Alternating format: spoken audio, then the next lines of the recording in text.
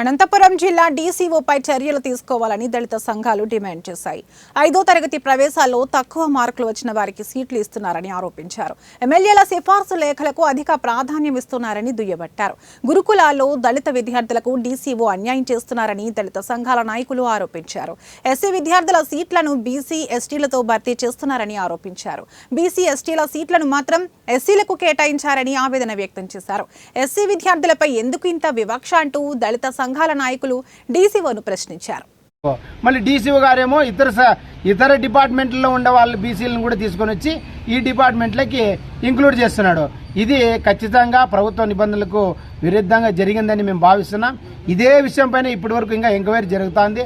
ఆ ఎంక్వైరీ కూడా నిర్లక్ష్యంగా ఉన్నటువంటి కుబ్సుకు డీడీ గారు మేడం గారు కూడా ఇంతవరకు రిపోర్ట్ ఇవ్వలే, కలెక్టర్కి సబ్మిట్ చేయలే. ఇంకా చేస్తామనే నెలల కొద్దీ సాగివిస్తున్నారు.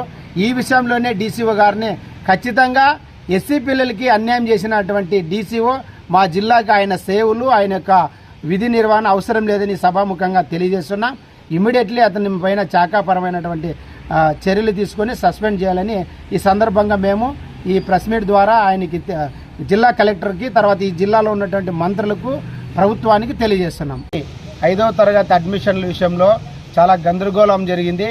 ఎందుకంటే తక్కువ మార్కులు ఇచ్చిన వాళ్ళకు సీట్లు అడ్మిషన్లు ఇవ్వడము, తర్వాత సిఫారసులు ఎమ్మెల్యేలు తర్వాత మినిస్టర్లు రకరకాలైనటువంటి రాజకీయ నాయకుల యొక్క ఒత్తిడితో తక్కువ మార్కులు తర్వాత ఎగ్జామ్ కండక్ట్ చేసిన వాళ్ళకి కూడా ఇవ్వకుండా 21 మార్కులు కట్ ఆఫ్ అయితే గత 3 నెలలుగా చేస్తున్నటువంటి ఈ పోరాటంలో అందరూ కలిసికట్టుగా పనిచేస్తున్నారు.